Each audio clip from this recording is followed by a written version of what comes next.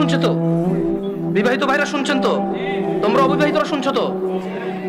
আমি তোমাদেরকে আজকে এমন এক গল্প শোনাচ্ছি গতকালের, যেটা তোমার সারা জীবনের শিক্ষণীয় হতে পারে। আর আজকের দিনে আমি বিলিভ করি, যদি আমি এরপর আর একটা বক্তব্য না দিই, একটা হাদিস, একটা আয়াত না বলে যদি ওয়া আখিরু দাওয়ানা আলহামদুলিল্লাহি রাব্বিল আলামিন বলে চলে যাই, আমার এখানে আসা সার্থক। যদি তোমরা বুঝতে পারো আমার কথা, তোমরা মনোযোগ দিয়ে শোনো। গতকাল এমন একটা প্রশ্ন আসছে আমার কাছে, আমি তালাক সম্পর্কে কথাটা মনোযোগ দিয়ে শুনবেন। এখানে অবিবাহিত কারা আছো? হাত তোলো তো, অবিবাহিত কারা আছো? ঠিক আছে। আরে হাসার কি, যে এই বাঙালি যেটাই কই এটা হাসে, কি দুনিয়াটা কৌতুক করে। অবিবাহিত কে আছে কারণ কি হাসার কিছু হয়ে গেল? কি মানে বুঝলাম না, এটাও হাসার কিছু? ভাই আমি এখানে বললাম যে অবিবাহিত কারা আছে, সবাই হাসা শুরু করতে, মানে কি কি কয় শরম পাইছে? আপনাকে বলছো ওরা শরম পাইছে? কে বলছে? জবাব দিয়েছেন কে? আপনার তো জবাব তো ঠিক হয় ওদের পক্ষ থেকে। ওরা তো বলেন ওরা শরম পাইছে, ওদের কাছে মনে হচ্ছে হুজুর এখন কৌতুক করবে। বিবাহিত যারা আছো হাত তোলো তো। মাশাআল্লাহ, তোমার কথা বসেন। তো আমি তেমন কখনো ব্যক্তিগত বিষয়ে তেমন বলি না মাহফিলে, এটা আপনারা অনেকে হয়তো জানেন যারা আমাকে চেনেন। গতকাল আমার কাছে এক প্রশ্ন আসলো তালাক বিষয়ে। আমি বেশিরভাগ সময় অ্যাভয়েড করি তালাক বিষয়ে প্রশ্ন। এমনিতে আমি নর্মালি কোনোদিন কোনো ফতোয়া দিই না। যখন নতুন বাংলাদেশে আসছিলাম আমি সৌদি আরব থেকে, তো আর অনেক ছোট ছিলাম, রক্ত অনেক গরম ছিল, তখন আমি বিদআত শিরক এগুলো নিয়ে প্রায় ফতোয়া দিতাম, আর অনেক ভেজাল লাগতো, সত্যি কথা। আল্লাহ আমাকে আশ্রয় দিয়েছে। এখন আমার উস্তাদরা বড়রা যারা আছে তারা আমাকে বললো যে জামশেদ তুমি ফতোয়া দিও না, কোরআন সুন্নাহ থেকে মানুষকে তুমি আহ্বান করো, ভালোর দিকে ডাকো, মন্দর দিকে নিষেধ করো, আল্লাহ তোমাকে যতটুকু তৌফিক দিয়েছে। ফতোয়া অনেক বিস্তর বিষয়, অনেক সিচুয়েশনের উপরে ফতোয়া চেঞ্জ হয়। দেখা যায় একই বিষয়, মানে সাবজেক্ট এক, পরিস্থিতিতে দুই রকম অ্যান্সার হয়। তো তোমার এখনো সেই প্রজ্ঞা যদি না হয় তুমি দিও না, আর প্রজ্ঞা হলে দিও। তা আমি ওনাদের কথা চিন্তা করেছি যে আমার সেই প্রজ্ঞা হয়নি যে আমি দিব। কারণ এখানে হানাফিরা বলে যে একসাথে 3 তালাক দিলে হয়ে যায়, আর শাফি হাম্বলিরা বলে যে যতবারই তালাক দেয় একবার। এখন যারা হানাফি নিজেদেরকে বলে ওনারাও কিছু দলাইল পেশ করে, আর যারা শাফি মালাকি আছে বা আহলে হাদিস সালাফি আছে তারাও সূরা বাকারার মধ্যে যেমন তালাকু মাররাতান, তালাক 2 বার, মানে 2 দফায়, এভাবে দিয়ে বলে। তো আমি চিন্তা করছি এটা বড়দের বিষয়। কার বিষয়?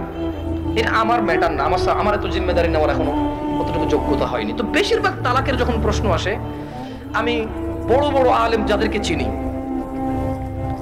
যেমন আমি সৌদি আরবে ছিলাম, তাহলে বেশিরভাগ যাদেরকে আমি চিনি তারা মদিনা ইউনিভার্সিটির স্কলার, কেউ হাফারুল বাতান ইসলামিক সেন্টারের লেকচারার, কেউ রিয়াদ ইসলামিক সেন্টারের লেকচারার, কেউ আল আহসা ইসলামিক সেন্টারের লেকচারার সৌদি আরবে, যাদের সাথে আমার পরিচয় আছে খুব ছোটবেলা থেকে, আমি যাদেরকে চিনি, যারা আমাকে খুবই আদর করে।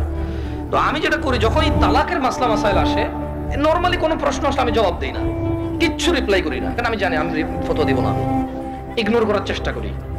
খুব সহজ থেকে সহজ প্রশ্ন আসলো দিতে চাই না, কাউকে না কাউকে ট্রান্সফার করে দিই। তো ওই একটা বোন মেসেজ লিখলো, আমি ওয়ালাইকুম আসসালাম দিয়ে লিখেছি আপনি যে কোনো প্রশ্ন লিখে করেন। তখন সে লিখে প্রশ্ন করলো যে তালাকের বিষয়। আমি বললাম যে আমি তালাকের বিষয়ে ফতোয়া দিতে জানি না, আমি একজন বড় আলেমের নাম্বার দিচ্ছি, আপনি ওনার সাথে কথা বলে আপনি জেনে নেন, হোয়াটসঅ্যাপে মেসেজ দিন, ওনাকে কল করি, সমস্যা নেই।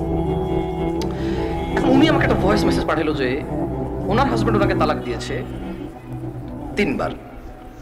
এখন উনি নানা হুজুরের কাছে গিয়েছে যে উনি এখন এই স্বামীর ঘর করতে পারবে কিনা, ওনার স্বামী অনুতপ্ত, উনি অনুতপ্ত। আমার বোনরা শুনছে তো? না, আমার বোনরা শুনছে তো? বিবাহিত ভাইরা শুনছেন তো? তোমরা অবিবাহিতরা শুনছো তো?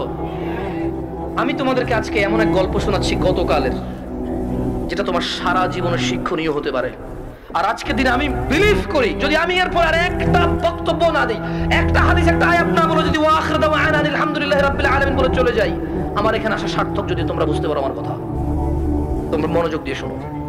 তো বললো যে আমি বেশ কিছু হুজুরের কাছে যতটুকু আমাকে বলেছে যে আমি আহমদুল্লাহ হুজুরকে মেসেজ করেছি, উনি রিপ্লাই করেনি, আমি আজারি হুজুরকে মেসেজ করে রিপ্লাই করেনি, আমি আব্দুর রাজ্জাক বিন ইউসুফ হুজুরকে মেসেজ করেছি, উনি রিপ্লাই করেনি, আমি কুয়াকাটা হুজুরকে মেসেজ করেছি, রিপ্লাই করেনি, আপনি জামশেদ মজুমদারের ফেসবুকে মেসেজ করেছি, রিপ্লাই করেননি, এর মধ্যে কেউ রিপ্লাই দেয়নি। আপনি আমাকে ওয়ালাইকুম আসসালাম রিপ্লাই দিয়েছেন হোয়াটসঅ্যাপে মেসেজ দেওয়াতে। আমাকে একজন হুজুর বলল আমি আমার স্বামীর সাথে থাকতে পারবো একটা হারাম কাজের মাধ্যমে। কি কাজের মাধ্যমে? হারাম কাজের মাধ্যমে। আমি চিন্তা করলাম হুজুর যদি বলে হারাম কাজের মাধ্যমে থাকতে পারে, তাহলে হুজুর নিজে তো এটাকে হারাম বলছে, জিনিসটা কি? তখন আমি বোনকে আর সাহস করে কিছু না বলে আমি শেখ মুস্তাফিজুর রহমান বিন আব্দুল আজিজ আল মাদানী হাফিজাহুল্লাহ, উনি সৌদি আরবে হাফারুল বাতান ইসলামিক সেন্টারে ছিল। খুব আদর করে আমাকে। আমি বললাম যে আমি একজন বড় আলেমের নাম্বার দিচ্ছি, আপনি ওনাকে কল দিয়ে আপনার মাসলাটা জেনে নেন, আমাকে আপনার পুরো কথা খুলে বলার দরকার নাই, আপনি ওনার সাথে ডিসকাস করেন। ঠিক 2 ঘন্টা বা 3 ঘন্টা পর উনি আমাকে মেসেজ দিল যে হুজুর আমি তো আপনার সাথে কথা বলতে চাই। আমি বললাম যে আমি আপনার সাথে কথা বলবো না, আমি আপনাকে যার নাম্বার দিয়েছি যদি ওনার কথায় আপনার কিছু বুঝে না আসে তাহলে আমার কথা আপনার বুঝে আসবে না। বলে যে না হুজুর, ওনার সাথে আমার স্বামী কথা বলেছে, তবে আমার স্বামী একটা বিষয় গোপন করে কথা বলেছে, গোপন করে কথা বলার পরেও হুজুর বলেছে যে তালাক হয়ে গেছে। কিন্তু এখন আমার স্বামী হাফেজে কোরআন, আলেম পাস, আমার স্বামী বলছে তালাক হয় নাই। আমি বললাম যে ওকে, আপনি শেখকে কল করে বলেন যে আপনার স্বামীটা গোপন করেছে। বলে যে আমি ভয় পাচ্ছি ওনাকে কল দিতে, কারণ আমার স্বামী কথা বলেছে, উনি আবার কি মনে করে। আমি বলছি উনি কিচ্ছু মনে করবে না, আমি ওনাকে ফোন দিচ্ছি, আপনি কথা বলেন, ভদ্রমহিলা কথা বলবে না। তখন জোহরের টাইমের সময় হয়েছে, আমি ফোন দিলাম। এবার মানে আমার একটু মেজাজ খারাপ হয়েছে। কি খারাপ হয়েছে? মেজাজ খারাপ হয়েছে। ওই ভদ্রমহিলা আমাকে বারবার বলতে চেষ্টা করতেছে যে আমার একটা বাচ্চা আছে, যদি এখন আমরা স্বামী স্ত্রী আলাদা হয়ে যায় আমার বাচ্চাটার কি হবে, কনসার্ন কোথায়? বাচ্চা। আমি কল করলাম, কল করে বললাম আপনি তালাক হয়েছেন বা হন নাই, আমি কি এরকম কিছু বলছি? বলেছেন না। আমি বললাম ধরে নেন আপনার স্বামী আপনাকে তালাক না দিয়ে যদি গলা একটা কোপ দিত, আপনার গলাটা কাটতো কিনা? বলে যে কাটতো। আমি বললাম তালাক দিল, তালাক হবে। এবারে হুঁশে দিছে না বেহুঁশে দিছে, রাগ করে দিছে না আদর করে দিছে, মজা করে দিছে নাকি দুষ্টামি করে দিছে, এইটা ম্যাটার না। আপনার স্বামী যদি আপনাকে 5 তলা বিল্ডিং থেকে রাগ করে অথবা রাগ না করে হাসি মুখে অথবা দুষ্টামি করে যদি আপনাকে ধাক্কা দিত, আপনি কি পড়তেন 5 তলা থেকে? বলে যে পড়তাম। তাহলে আপনার কেন মনে হচ্ছে না যে আপনার স্বামী আপনাকে রাগের মাথায় তালাক দিলে হবে না? রাগের মাথায় ধাক্কা দিলে যদি 5 তলা থেকে পড়ে আপনার হাত পা ভেঙে যায়, মরার সুযোগ থাকে, মরে যেতে পারেন আপনি, এরকম সম্ভাবনা থাকে, তাহলে কেন আপনার স্বামী আপনাকে তালাক দিলে তালাক হবে না? মানতে অসুবিধা কোথায়? যে আল্লাহ আপনার এই স্বামীকে কবুল বলার পরে ওর সাথে থাকা বৈধ করেছে, সেই আল্লাহই তো 3 তালাক পরিপূর্ণ হয়ে গেলে থাকাটা অবৈধ করেছে। যিনি আপনাকে এর সঙ্গ দেওয়ার জন্য বৈধ করেছে, আপনি মেনেছেন সেটা, উনি যখন অবৈধ করেছে সেটা মানছেন না কেন আপনি? প্রবলেম কোথায় আপনার? আপনার বাচ্চা। যদি আপনার হাজবেন্ড কালকে অ্যাক্সিডেন্ট হয়ে মারা যায়, মৃত্যুর পর আপনার হাজবেন্ডকে নিয়ে আসতে পারবেন জীবিত করে? না। যদি আপনি মারা যান কালকে, আপনার এই বাচ্চা কি মাহারা হবে না? হবে। ওকে, আপনার দুইজনই উভয় মারা গেলেন, কোন অ্যাক্সিডেন্টে বাচ্চাকে রেখে গেলেন, বউ জামাই গেলেন কোথাও ঘুরতে বা ডাক্তার দেখাইতে, অ্যাক্সিডেন্টে 2 জন মারা গেলেন, আপনার এই বাচ্চা থাকবে কিনা? বলে থাকবে। তো তখন আপনাকে কি ফিরেতে পারবে কেউ মৃত্যু থেকে? না। তা আপনি কেন আল্লাহর বিধান মানতে অসুবিধা হচ্ছে যদি পরিপূর্ণ তালাক হয় আপনার? আমি বললাম শেখকে কি প্রশ্ন করেছে? বলে যে ও আমাকে বিয়ের পরে, মেয়ের বয়স মাত্র 18 বছর, বললাম ভাই আমি কথা বলতাম না, আমাকে ভয়েসে বলেছে যে ভাই আমার বয়স মাত্র 18, আমার একটা বাচ্চা আছে, আমার স্বামী খুব বদমেজাজি, আমাকে তালাক দিয়েছে, এখন ও অনুতপ্ত থাকতে চাই। কত বছর বয়স মেয়ের? শুধু 18, একটা বাচ্চার মা। যে বাচ্চা, ওই বাচ্চার বয়স আমাকে বলেছে যে 3 মাস বা 3 বছর, আমার সঠিক মনে নাই, এরকম কিছু বলেছে। আমি বললাম আপনি কি মানে নিজে নিজে পছন্দ করে বিয়ে করেছেন নাকি বাবা মা পছন্দ করে বিয়ে দিয়েছে? বললো যে বাবা মা পছন্দ করে বিয়ে দিয়েছে। আমি বললাম বিয়ের আগে স্বামীকে চিনতেন না? বলে যে না। আমি বললাম আপনার স্বামী নামাজ পড়ে না ঠিক না? বলে যে হ্যাঁ। আমি বললাম আপনার স্বামী তো নামাজ পড়ে না ঠিক না? হ্যাঁ। বললাম আপনার স্বামী হুজুর আলেম বলে লাভ কি, হাফেজ বলে লাভ কি? ও তো নামাজই পড়ে না, ও তো ধর্মর কোনো মূল্যায়নই করে না। ও আপনাকে তালাক দেয় আবার রাখে, আবার তালাক দেয় আবার রাখে, আবার তালাক দেয় আবার রাখে, এখনো আপনাকে রাখতে রাজি আর আপনি ওর কাছে থাকতে রাজি। তো বললো যে প্রথমে একদিন তালাক দিল, তালাক দেওয়ার পর ওনার স্বামী বিলিভ করে একসাথে 3 তালাক দিলে তালাক হয়ে যায়।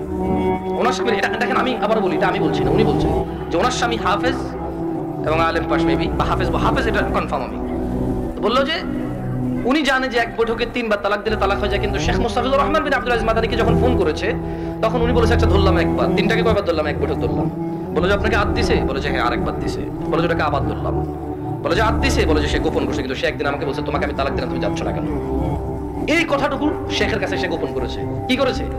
শেখ নাকি তখন প্রশ্ন করেছে আপনি যদি হানাফি মাসলাকের হন, জীবন যদি হানাফি বিধান অনুযায়ী চলেন, আর আপনার স্বামী নিজে যেহেতু হাফেজ বা আলেম, ও তো এটা জানে যে এক বৈঠকে 3 বার দিলে হয়ে যাচ্ছে।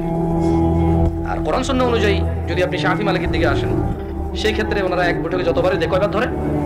একবার। তো বলো যে অনেক সময় আমরা ফতোয়া দেই যে ঠিক আছে, মানে আপনি হানাফি কোনো বড় বিজ্ঞ আলেম থেকে মাদ্রাসা থেকে ফতোয়া নিয়ে, ওনারা লিখিত ফতোয়া দেয় কি সেটা আপনি জেনে নেন। মানে তালাক নিয়ে তেমন কেউ ভেজাল করতে চায় না, কারণ মারামারি কাটাকাটি হয়ে যাবে, বোঝেন নাই, মিছিল মিটিং হয়ে যাবে। এক গ্রুপ বলবে তালাক হয়ে গেছে, আরেক গ্রুপ হয় নাই, বলবে যে জানা করতেছে মগুজুরের কথা। ভাই এটা বিশাল বড় একটা প্রবলেম, বুঝছেন না, বোঝেন নাই। সত্যি আমার পক্ষে সলভ করা সম্ভব না। তখন আমি ওই বোনকে বললাম যদি আপনার তালাক হয়ে যায় চলে যান, ইদ্যত পালন করে কোথাও বিয়ে বসে যাইয়েন, আর পরবর্তী স্বামীর যত্ন নিয়েন। তো আমি মহিলাকে বললাম যে আপনার তালাক হয়েছে বা হয় নাই, ফটো দেওয়ার আমার যোগ্যতা নাই। আপনি যদি মনে করেন আপনার স্বামী গোপন করেছে, শেখের সাথে তালাক একবার তালাক দিছে যেটা গোপন করেছে, আপনি ওনার সাথেই কথা বলেন। আমি আমার বোনদেরকে বলবো, বোন ও আচ্ছা, আমি ওই মেয়েটাকে এতটুকু বললাম যে ছেলে আপনাকে 3 বার তালাক দিল, 3 বার, আপনার কাছে কেন মনে হয় ও চতুর্থবার দিবে না?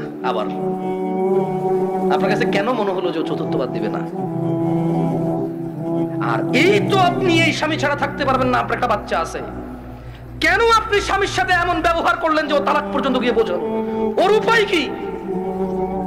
ওই বেচারার উপায় কি? ধরলামও খারাপ, ওর যেটা নিকৃষ্ট পুরুষ আর এই পৃথিবীতে আমি ধরে নিলাম। আপনি যদি ওর সাথে এমন ব্যবহার করেন যে ও তালাক দেওয়া ছাড়া রেখে উপায় নাই, একটা ঘরে আগুন লেগে গেছে, বের হবে না মানুষ বের হবে না?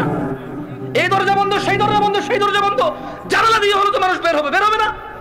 আপনি এমন এক সংসারের মধ্যে কেরেঙ্গাল লাগাই দিয়েছেন, কিসসা কাহিনী লাগাই দিয়েছেন, এমন এক অশান্তি লাগাই দিয়েছেন, ও তালাক ছাড়া বেরোতে পারছে না। এমন করলেন কেন? এই যে এখন কান্নাকাটি করতেছেন, এমন করলেন কেন? এই যে বলতেছেন আমি এখন ধৈর্য ধরবো, আমি আর মুখে মুখে বলবো না, আমি আর ওর অপছন্দ হয় ওর বাবা মায়ের সাথে খোটাখুটি করলে এখন আর করবো না, আমি আগে কেন ভাবেন নাই? আমি আমার বন্ধুদেরকে বলবো, তোমার স্বামী আছে, ওকে গুরুত্ব দাও।